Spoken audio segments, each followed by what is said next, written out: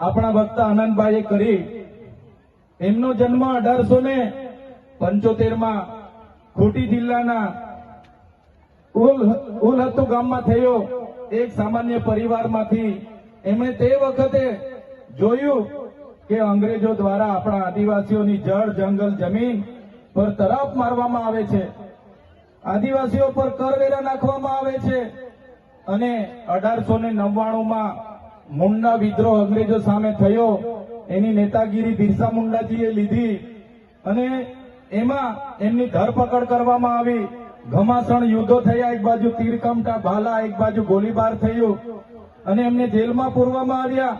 અને માત્ર 25 વર્ષની ઉંમરમાં જેલમાં એમનું મૃત્યુ થયું અને સેનામાંથી મૃત્યુ થયું છે. એના આજ દિન સુધી કોઈ પુરાવા આપણને મળ્યા નથી. ત્યારે સાથીઓ, આ બિરસા મુંડાનો ધ્યેય આદિવાસી સ્વાયત્ત રાજ, આદિવાસી સ્વતંત્ર રીતે સ્વમાનભેર શેરની જેમ જીવે એવો ધ્યેય હતો. તમને ને અમને બધાને ઇતિહાસમાં ભણાવવામાં આવ્યો. ઉત્ક્રાંતિવાદ, ચાર્લ્સ ડાર્વિનના ઉત્ક્રાંતિવાદના સિદ્ધાંતોમાં જણાવવામાં આવ્યું કે જ્યારે આ પૃથ્વી પર માનવી સભ્યતાનું ઉત્પન્ન થયું ત્યારે આદિમાનવ તરીકે સૌપ્રથમ પૃથ્વી પર આદિવાસીઓ આવ્યા. શરૂઆતમાં પેડાની શોધ થઈ, અગ્નિની શોધ થઈ, ધાન્યની શોધ થઈ, ખેતીની શોધ થઈ અને બધા ખેતીની શોધની સાથે સાથે પરિવારો સાથે રહેતા થયા.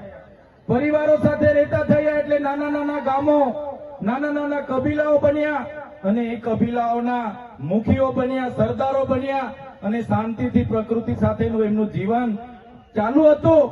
એ દરમિયાન આ દુનિયામાં સંપત્તિ માટે લડાઈ થઈ, સત્તા માટે લડાઈ થઈ, સ્ત્રીઓ માટે લડાઈઓ થઈ અને એમાં એ લોકોની જે સભ્ય સંસ્કૃતિ પોતાને માનનારા સમાજ દ્વારા આદિવાસી સમાજના એક કબીલા ઉપર આક્રમણો થયા. સામદામ દંડભેદ નીતિ અંતર્ગત જ્યારે આપણો આદિવાસી સમાજના એ લોકો સરેન્ડર નહીં થયા તો યુદ્ધો કરીને આપણા કબીલાઓ છીનવાઈ ગયા અને આપણું શોષણ થયું, ઘર્ષણ થયું, જળ જંગલ જમીનો છીનવાઈ.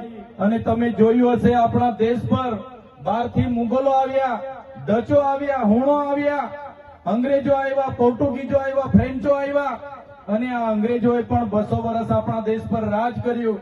એ ઇતિહાસથી લઈને આજ દિન સુધી આદિવાસીઓનું માત્ર ને માત્ર શોષણ થતું આવ્યું છે. ત્યારે આદિવાસીએ આઝાદીની લડતમાં પણ તમે જોયું હશે, તમે બિરસા મુંડાનો ઇતિહાસ વાંચશો, તમે ગુરુ ગોવિંદનો ઇતિહાસ વાંચશો, ટાટિયામામાં ખાદ્ય નાયકનો ઇતિહાસ વાંચશો, તમે માનગઢ ધામમાં થયેલો હત્યાકાંડનો ઇતિહાસ વાંચો, તમે દડવાડામાં પાલ દડવામાં થયેલો હત્યાકાંડનો ઇતિહાસ વાંચો, તો આ ઇતિહાસમાં આદિવાસીઓએ અંગ્રેજોને હંપાવ્યા પણ કૂટનીતિ કરીને અંગ્રેજોએ આપણા લોકોને નરસંહાર કરી અને આપણા વિસ્તારમાં આપણા ક્રાંતિકારી લોકોને શહીદી વહોરવી પડી. દેશના આઝાદીમાં આપણું આટલું મોટું યોગદાન હતું. દેશ આઝાદ થયો, દેશમાં લોકશાહી આવી, લોકશાહીમાં દેશમાં બંધારણ બન્યું અને બંધારણની કલમમાં 444, 244, 13 કમાં આપણા વિસ્તારને 5મી અનુસૂચિ તરીકે જાહેર કરવામાં આવ્યો. એ જ પ્રકારે દેશના આસામ હોય, સિક્કિમ હોય, મિઝોરમ હોય, નાગાલેન્ડ હોય, મેઘાલય હોય, તમામ રાજ્યોને અનુસૂચિ 6 અંતર્ગત સમાવેશ કરવામાં આવ્યો. ત્યારે અનુસૂચિ 6 ત્યાં લાગુ કરવામાં આવી અને ગુજરાતમાં આજ દિન સુધી અનુસૂચિ 5 લાગુ કરવામાં નથી આવી. અને આ સત્તામાં બેઠેલા લોકો અનુસૂચિ 5 લાગુ હોવા છતાં પોતાનો સત્તાનો દુરુપયોગ કરીને આદિવાસીઓની જમીનો છીનવી રહ્યા છે, આદિવાસીઓના ખનીજો છીનવી રહ્યા છે, કુદરતી સંપાદનો છીનવી રહ્યા છે. રોડના નામે, ડેમના નામે, આ વિસ્તારમાં કોરિડોરના નામે, જીએમડીસીના નામે, હાઇડ્રો પાવરના નામે, જીઆઈડીસીઓના નામે, સરકારી આવાસોના નામે, સ્ટેચ્યુના નામે આજે આદિવાસીઓને એમની જમીનો છીનવાઈ રહી છે. આજે આખા દેશમાં 80 લાખ આદિવાસીઓ વિસ્થાપિત થયા છે. એ આ સરકારો દ્વારા કરેલી દેન છે સાથીઓ. આજે ગુજરાતમાં, આજે દેશમાં 8% આદિવાસીઓ છે. 2011ની વસ્તી ગણતરી પ્રમાણે 11 કરોડથી પણ વધારે દેશમાં આદિવાસીઓ છે.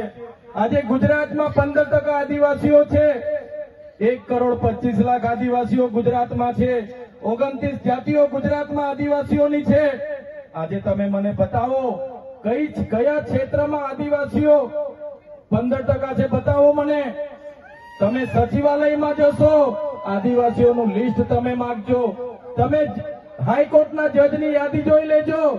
તમે ઇન્ડસ્ટ્રીયલના આપણા આદિવાસીઓને કેટલા લાભો મળ્યા છે જોજો. તમે રિયલ એસ્ટેટમાં આપણા આદિવાસીઓની સંખ્યા જોજો.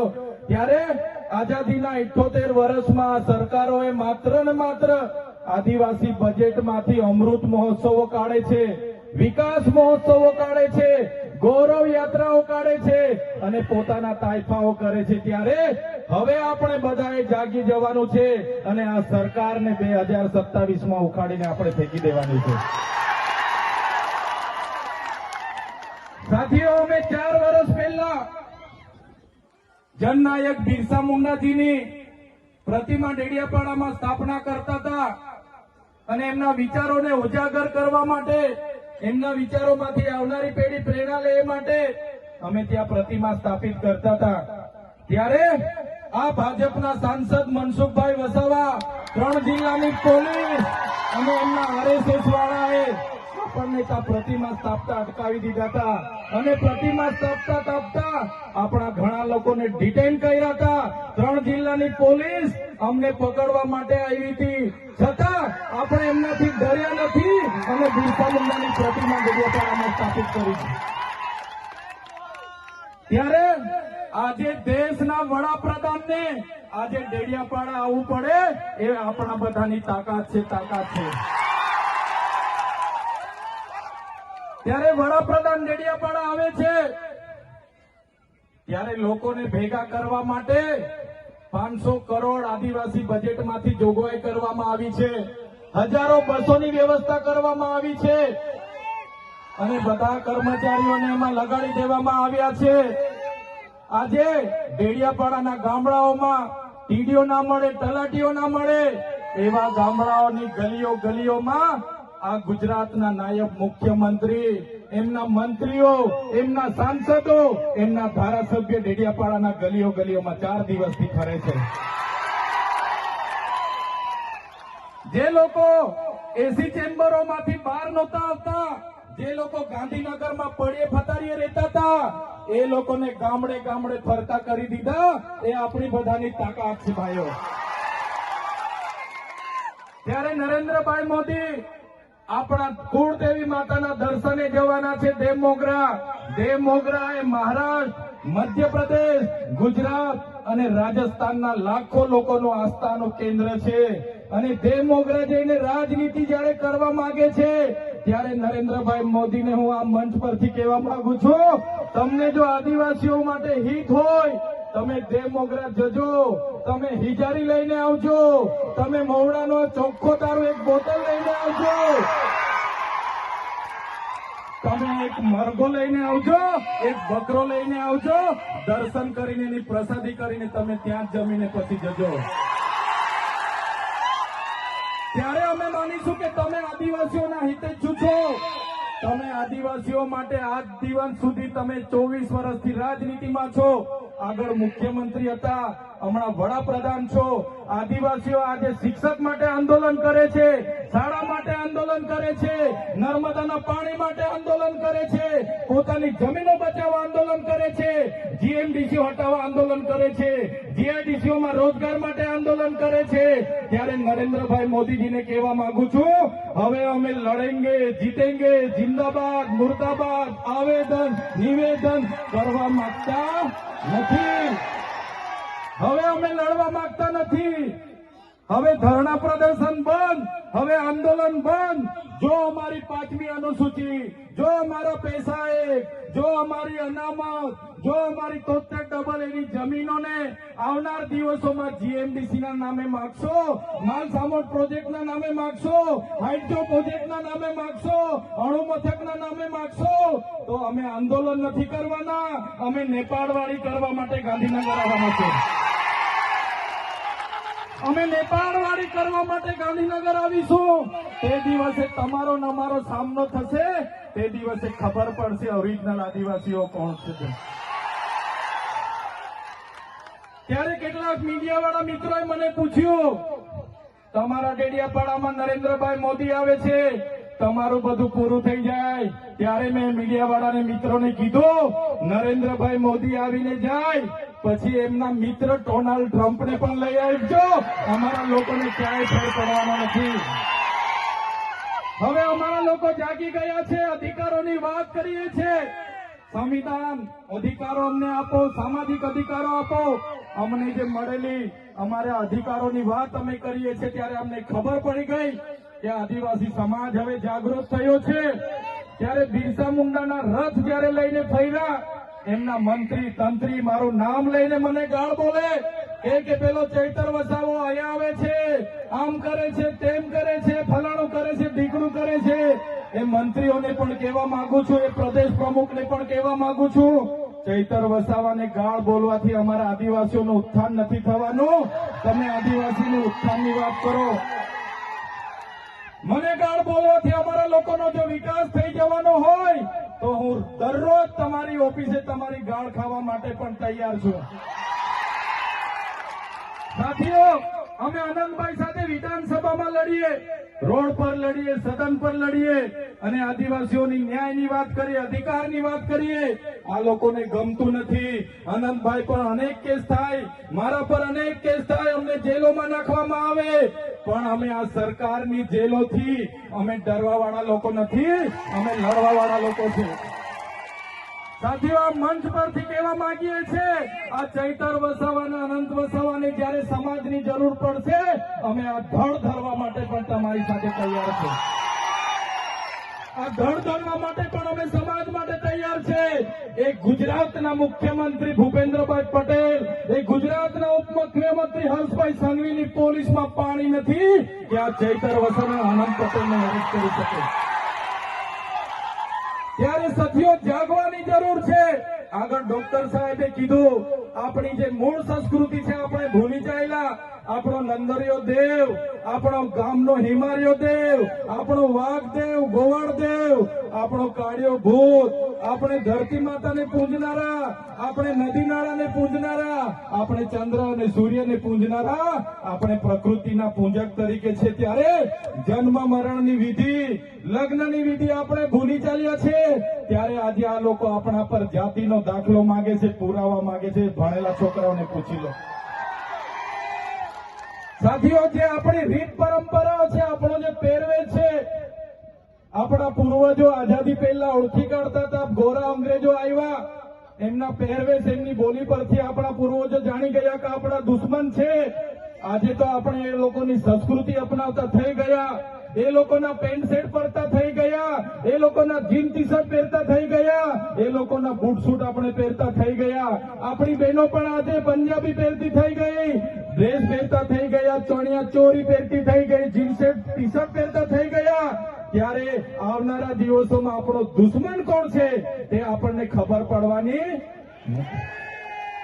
ત્યારે આપણે મૌલિક નૈતિક મૂલ્યો આપણે જાળવવા પડશે. આપણી બોલી ભાષા આપણે સાચવવી પડશે. આપણો પહેરવેશ, આપણી સંસ્કૃતિ, આપણા વારસામાં મળેલી આપણી પરંપરાઓ, રીત રિવાજો આપણે સાચવવા પડશે. સાથીઓ, આપણા વિસ્તારમાં વૈશ્વિકરણના નામે જમીનો છીનવાય છે, ઔદ્યોગિકરણના નામે જીઆઈડીસીઓ આવી, એમાં જમીનો છીનવાઈ ગઈ. અને તમે જોઈ લો, આજે ધર્માંતરણના નામે આદિવાસીઓને ભોળવામાં આવે છે. આજે શિક્ષણના નામે ધર્મના પ્રચારો થાય છે. ત્યારે મારા આદિવાસી સાથીઓને કહેવા માંગુ છું, જે દિવસે આપણે આજે આદિવાસી તરીકે મટી જઈશું તે દિવસે આપણું અનામત પણ આપણને મળવાનું નથી. તે દિવસે આપણે જમીનો પણ બચાવી નથી શકવાના. સંવિધાને આપેલી જળ, જંગલ, જમીન પરના અધિકારો પણ નથી બચાવી શકવાના. ત્યારે આ લોકોને આપણે કહેવાનું છે કે આપણે હવે ઓરિજિનલ આદિવાસીની રીત રિવાજમાં, પહેરવેશમાં, આવા કાર્યક્રમમાં આપણા હોજારો સાથે, વાજિત્રો સાથે ઉપસ્થિત થયેલા છે.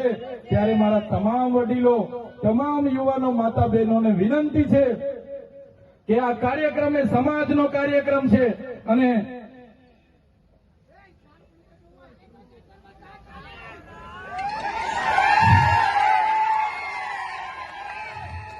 આજનો આ કાર્યક્રમ એ આપણી સમાજની તમે એકતા બતાવી છે. આજે ભાજપના એ નેતાઓને, ભાજપના એ મુખ્યમંત્રી, ઉપમુખ્યમંત્રીને અને ભાજપના એ વડાપ્રધાનને આ આદિવાસીઓની તાકાત આજે આપણે બતાવી દીધી છે. એ બદલ બધાનો ખૂબ ખૂબ આભાર. આ આપણી તાકાત છે. અને જ્યારે પણ કોઈ જીએમડીસી ની વાત આ વિસ્તારમાં લઈને આવશે, જ્યારે પણ આ વિસ્તારમાં હાઇડ્રો પ્રોજેક્ટના નામે ગામડાઓ વિસ્થાપિત કરવાની વાત કરશે, કોરિડોરના નામે ગામડાઓને વિસ્થાપિત કરવાની વાત આવશે, માલસામોડ પ્રોજેક્ટના નામે ગામડાઓ વિસ્થાપિત કરવાની વાત આવશે, કે કેવડિયાની મારી બહેનોને હેરાન કરવાની વાત આવશે, તે દિવસે પણ આવો ઘોડાપુર આપણે પહોંચવાનું છે. તે દિવસે પણ ઘોડાપુર થઈને આપણે પહોંચવાનું છે. ત્યારે મારા સાથીઓ, મારા વડીલો, મારા યુવાનો, બાળકો, સૌ તમે પોતાના વિસ્તારમાંથી પોતાના રોટલા ખાઈને, પોતાના ભાડે થઈને તમે અહીંયા પહોંચેલા છો. ત્યારે આ તમારો ભાવ, આ તમારા અમારા પ્રત્યેનો પ્રેમ, આ તમારો સહકાર અમારી તાકાત છે. આજે અનંતભાઈ અને હું જ્યારે આવડી મોટી સરકાર સામે લડતા હોય, આ સરકાર પર પોલીસ છે, આર્મી છે, એમના કલેક્ટર છે, એમના એસપી છે, એમની કોર્ટો છે, એમનું તંત્ર છે, યંત્ર છે, મંત્ર છે, પણ અમારી સાથે અમારવાથી દૂધ વધતું,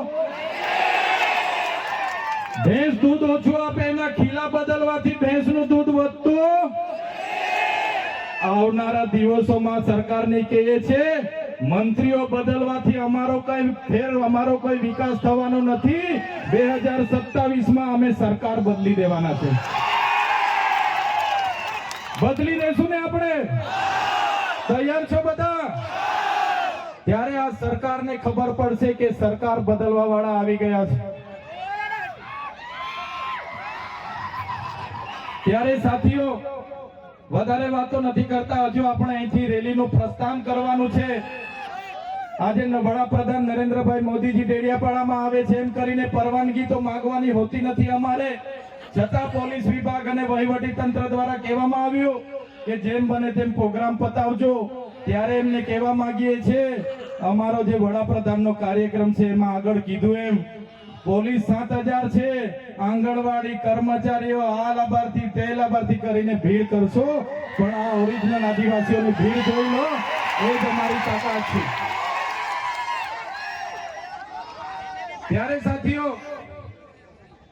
ભગવાન બિરસા મુંડાની જે ઉપદેશો હતા, એમના જે વિચારો હતા, એમણે પોતાનું 25 વર્ષમાં પોતાનું જીવન આપણા માટે સમર્પિત કરી દીધું. આપણે બધા એમના વિચારો, ઉપદેશો અહીંથી લઈને જઈશું. આપણી અસ્મિતા બચે, આપણી સંસ્કૃતિ બચે, આપણા રૂઢિ પરંપરા બચે, આપણા નૈતિક મૂલ્ય બચે, એ સૌની જવાબદારી છે. સાથે સાથે ઘણા યુવા વર્ગ અહીંથી મને સાંભળે છે. એ યુવા વર્ગને પણ હું અપીલ કરું છું, તમારો આ સમય તમારો કેરિયર બનાવવાનો છે. વ્યસન અને ફેશનને હાલ પૂરતા સાઈડ પર મૂકી દેજો. તમારું પહેલા કેરિયર બનાવો, પછી આપણે આવનારા દિવસોમાં બધું જોઈ લઈશું. એટલે મારા તમામ સમાજના લોકોને અપીલ કરું છું, આ સરકાર આપણને ભણવા ના દે, આ સરકાર આપણે રોજગારી ના આપે, છતાં આપણે બધાએ સાથે મળીને આવનારા દિવસોમાં આપણા સમાજને દિશા આપવાનું કામ કરવાનું છે. ત્યારે યુવાનો આ વાતને પણ ધ્યાનમાં રાખે અને બધા જ આપણે આપણી ભગવાન બિરસા મુંડાની જે પ્રતિમા છે ત્યાં ફૂલહાર કરવા માટે રેલી સ્વરૂપે જવાનું છે. ત્યારે બધા જ લોકો, વડીલો, માતા બહેનો, બધા જ લોકો આ સાંસ્કૃતિક કાર્યક્રમોમાં ઢોલ, નગારા, વાજિત્રો સાથે સહભાગી બનો અને આ આપણી રેલીનો કાર્યક્રમનો હવે શરૂઆત કરીએ. જય આદિવાસી, જય જોહાર.